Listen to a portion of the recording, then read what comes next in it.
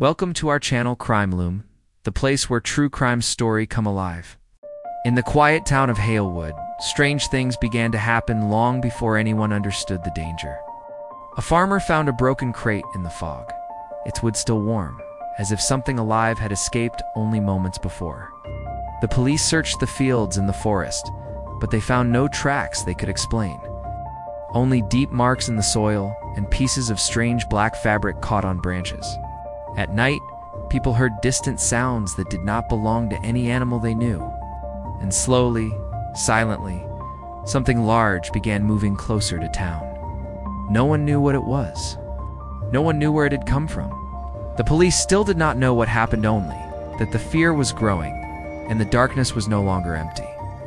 The police still did not know what happened, and that was the most confusing part of the whole situation. The small town of Halewood had seen strange things before, but nothing like this. It began on a cold morning in late autumn, when a farmer named Thomas Reed found something unusual near the edge of his property. He had walked out early, as he always did, to check on his animals and make sure the fences were secure. The fog was low, stretching across the fields like a soft white blanket, and everything was quiet. That quiet made him uneasy, because the countryside always had some sound, even at dawn. But that morning, he heard nothing at all. As Thomas reached the old fence on the north side of his land, he saw marks on the ground. At first, he thought they were just footprints, maybe from a stray dog or a wild animal. But when he knelt down and looked closer, he saw that the marks were unlike anything he had ever seen. They were deep, as if something heavy had passed through. But the shape was strange, almost like someone had dragged something large and uneven. The trail ended near the forest, where the fog seemed even thicker. Thomas felt a chill run across his arms, and for a moment he thought about turning back. He was not a nervous man, but something felt wrong. He followed the marks a little farther. And that was when he saw the broken pieces of wood lying in the grass. They were from a crate, an old one, with dark metal corners and faded writing that he could not read. The crate looked as if it had been smashed open from the inside. Thomas stared at it, confused. He knew all the deliveries that came through town, and nothing like that had been reported missing or damaged. There were no roads near that spot and no reason for a crate to be there. He reached out and touched the wood. It felt warm, which made no sense at all. Thomas backed away slowly. Whatever had been inside that crate was not there anymore. He looked around the foggy clearing and felt as if someone was watching him. He hurried back to his farm, went inside his house, and called the police. When Officer Mary Ann Collins arrived, she found Thomas waiting on his porch, pale and uneasy. She had known him for years and had never seen him this shaken. He led her to the place where he had found the marks. By the time they reached it, the fog had started to lift, and the scene looked even stranger in the clearer light.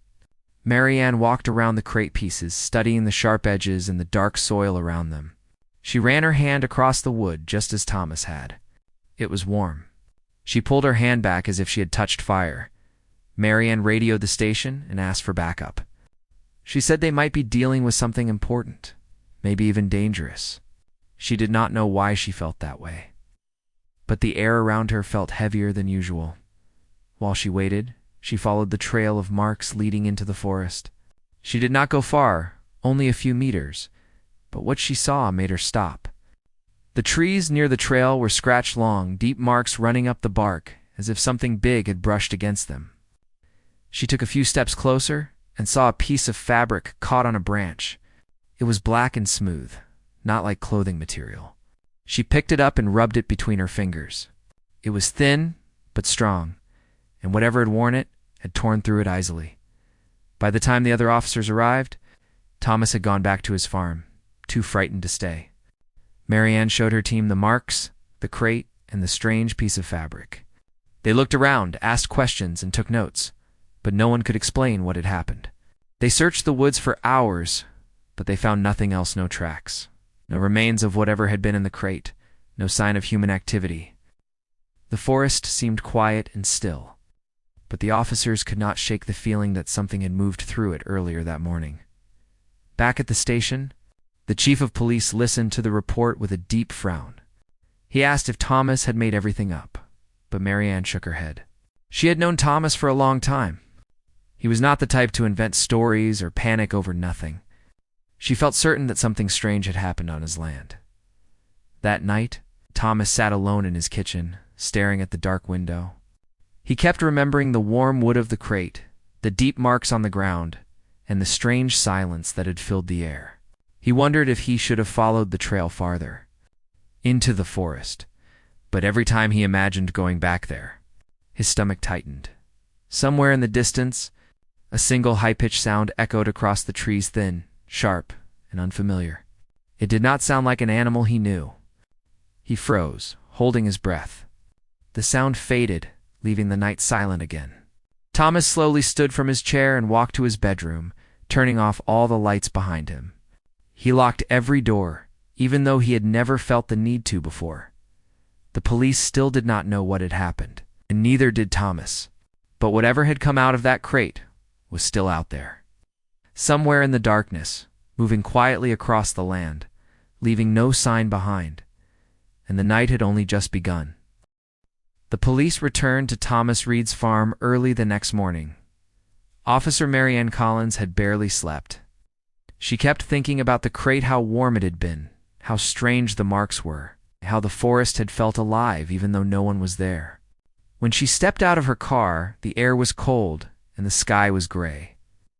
As if another fog was waiting to form, Thomas met her outside the barn. He looked even more tired than she did. His eyes were red from lack of sleep, and his shoulders were tense. "Did you hear anything last night?" Marianne asked gently. Thomas nodded slowly. A sound high and sharp. "I don't know what it was." Marianne wrote it down, though she already knew the report would only confuse the situation more. Told Thomas to stay inside while the officers searched the area again. The search team split into groups.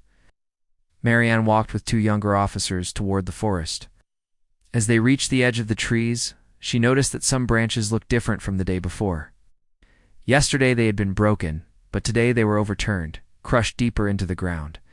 Something heavy had moved through the trees during the night. Marianne stepped carefully, her hand close to her holster. She saw more deep marks in the soil, leading farther into the forest than before. She told the officers to follow quietly. They walked for nearly 10 minutes before one of the officers pointed at something on the ground. Marianne knelt and saw a thin line of dark liquid on a fallen leaf. It was almost black, thicker than blood, and when she touched it with the tip of a stick, it stretched like oil. She did not touch it with her hands. "What is it?" the young officer asked. "I don't know," Marianne replied. And she meant it. They walked farther and found more of the strange liquid. Tiny drops spaced far apart, as if whatever left them had moved quickly. But there were still no clear footprints, no smell, no sound. Suddenly, a loud crack echoed through the forest. All three officers spun toward the noise, weapons drawn. Marianne held her breath, waiting for something to move. But nothing happened. The forest turned silent again. She signaled the team to proceed. They stepped slowly around the trees, scanning the ground and branches. When they reached a wide clearing, they stopped. The ground was torn in a circle, as if something had spun or fought there. Trees around the clearing had scratches much higher than a human could reach. One tree had a long, deep cut down the middle, so clean it looked like it had been sliced by a blade. The young officer swallowed hard.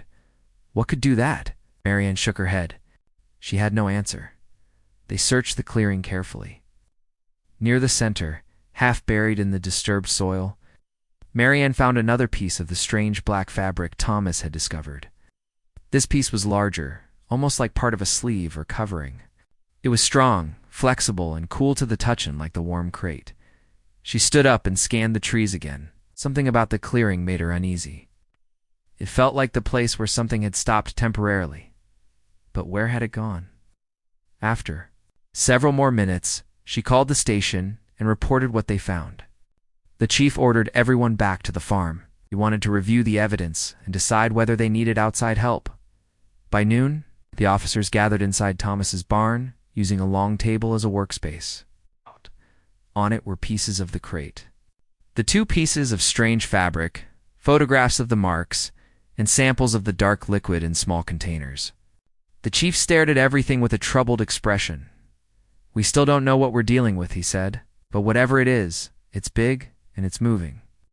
Thomas stood at the back of the barn, listening silently. He felt guilty. He believed that whatever came out of that crate might have been dangerous, and he was the one who found it first. I wondered if he should leave town for a while. But he also feared leaving the animals alone. The chief assigned an officer to stay with Thomas for the night. The others would patrol the nearby roads and forest edges. By evening, Marianne drove home. Her house stood near the center of town, small and quiet. She made herself a cup of tea but did not drink it. She kept walking from window to window, checking outside. She had never been this uneasy, not even during the hardest cases of her career. At 9:40 p.m., a sudden noise made her freeze. It sounded like metal scraping somewhere outside her house. She grabbed her flashlight and stepped onto the porch. The cold air bit her skin. She moved the light slowly across her yard. Then she saw it. At the edge of the trees near her property line, a branch was shaking violently. Not from the wind, there was no wind. Something was moving behind it. Marianne held her breath. The branch stopped shaking.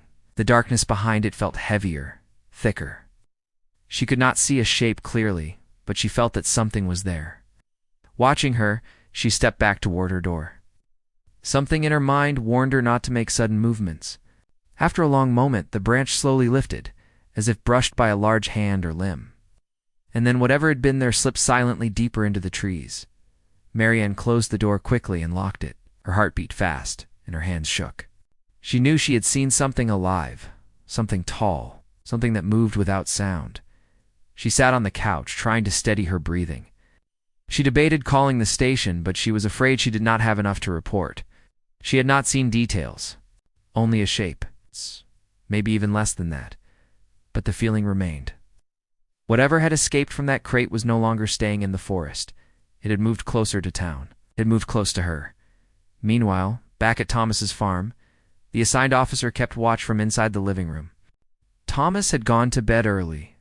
The house was quiet, too quiet. The officer kept looking at the windows, even though he didn't know what he expected to see. Around midnight, a sudden thump came from outside. The officer stood quickly and walked toward the door. He opened it slightly and shined his flashlight across the yard.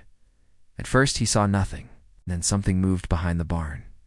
He stepped outside slowly, fighting his instincts to run. He followed the barn wall and peeked around the corner.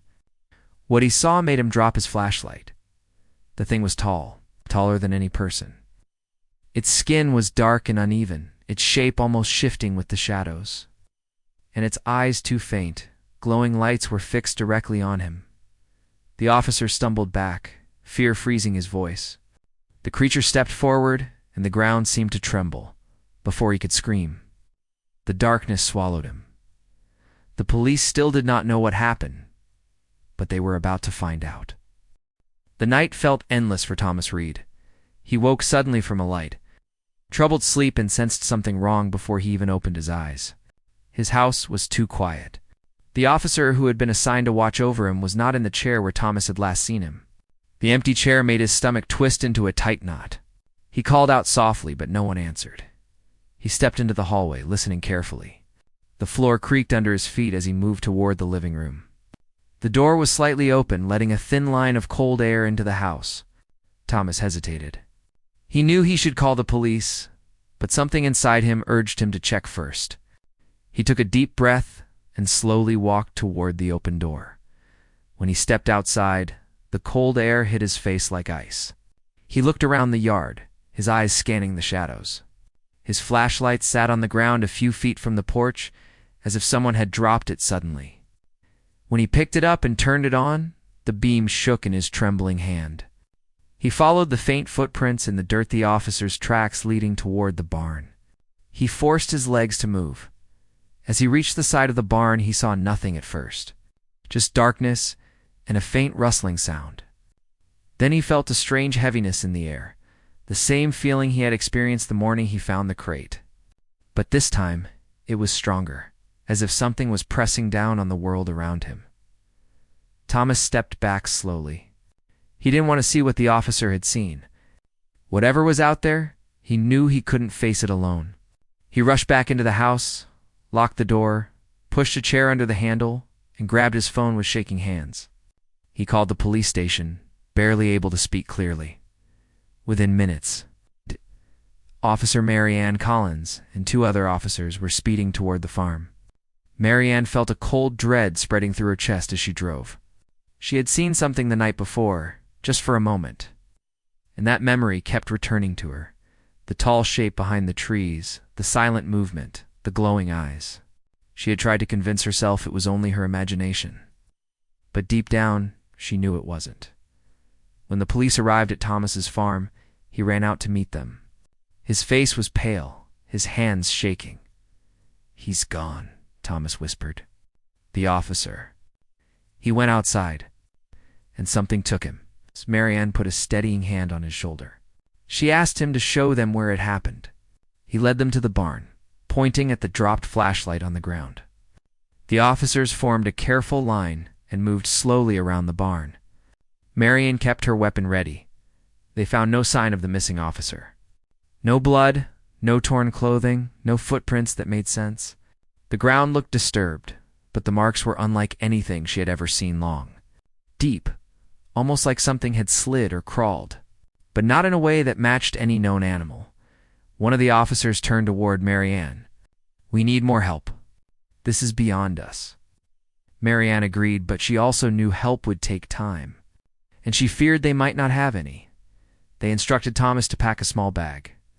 They were taking him into town where he could stay somewhere safe for the night. But as he gathered his things, he kept glancing toward the windows.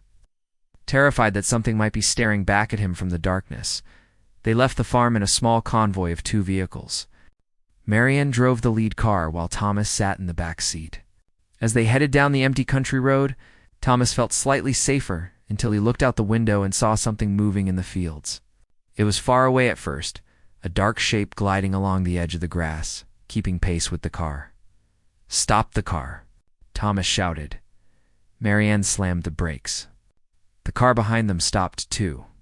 Marianne looked at Thomas through the rearview mirror. "What did you see?" He pointed through the window with a shaking finger. "There, in the field." The officers shined their flashlights toward the field. For a long moment, there was nothing but darkness.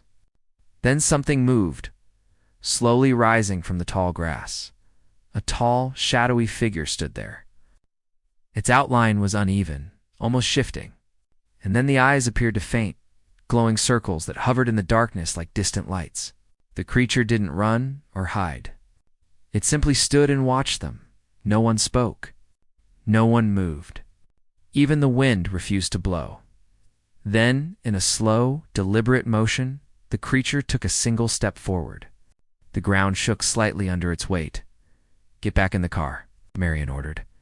But before they could react, the creature began to move fast. Faster than any human could run.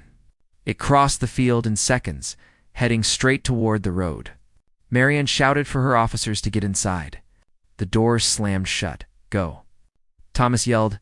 Marianne hit the gas and the car shot forward. The creature reached the road behind them, but it didn't stop. It kept running, its huge form racing after them with long, powerful strides. Marianne's heart pounded as she pushed the car to its limit. The headlights lit the empty road ahead, but her eyes kept flicking to the mirror. The creature was still there. Then, suddenly it turned and disappeared into the forest beside the road with terrifying speed.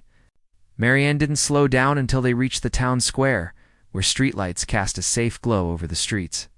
They parked near the police station and rushed Thomas inside. Inside, officers locked the doors and checked every window. For the first time, everyone in the station felt the same fear Marianne had been feeling since the morning.